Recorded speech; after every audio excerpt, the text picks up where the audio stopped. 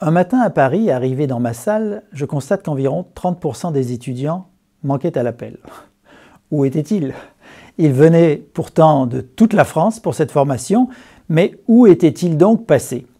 Certains laissèrent filer quelques infos à demi-mot sur le plaisir de se retrouver pour certains et de profiter pleinement de la nuit parisienne. Je commençais le cours avec une dynamique pédagogique un peu impactée par leur absence. Mais on avançait quand même.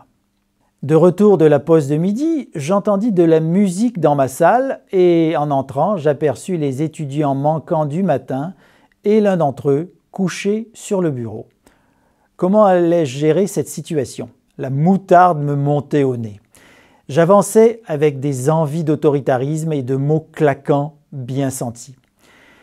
Je dis seulement, lentement, « Messieurs, vous nous avez manqué ce matin. » Et à ce moment, l'un d'entre eux me dit « Excusez-nous, monsieur, on s'est couché à l'heure où votre cours commençait. » Je fus surpris par sa franchise et son culot, il me désarma. Et je me dis alors « Allez, on les embarque dans le voyage, on efface tout, on recommence et on met le paquet. » Et puis j'ai pris du plaisir avec ce groupe, ces forts en gueule habitués du milieu des concessions automobiles avec cette culture particulière, cette tchatche des commerciaux. Ils participèrent activement au débat et aux études de cas et je me souviens d'un bon moment de partage. Maintenant, quelle leçon tirer de tout ça? Peut-être celle d'un proverbe arabe.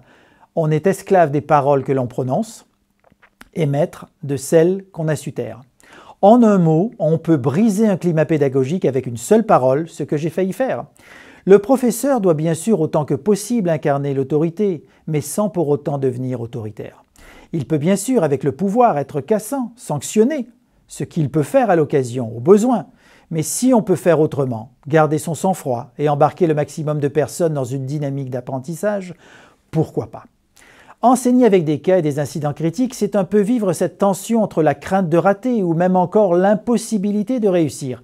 Il faut savoir se questionner en amont du cours afin de prendre du recul sur son métier. Ainsi, qu'est-ce que réussir un cours avec la méthode des incidents critiques, au-delà des statistiques des évaluations des enseignements?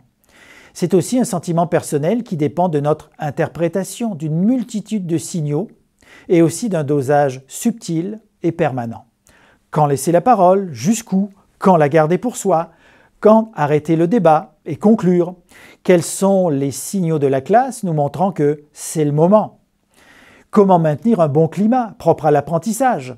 Quel est notre seuil de tolérance? Et comment trouver un compromis acceptable à travers les différents objectifs et finalités que l'on s'est donnés à travers, par exemple, une bonne évaluation, un diaporama terminé, un rythme soutenu, un cas terminé, une discussion passionnée, une préservation de ma relation avec le groupe. Comment accepter également l'imprévu, comme tout à l'heure, et s'y adapter lorsqu'il surgit.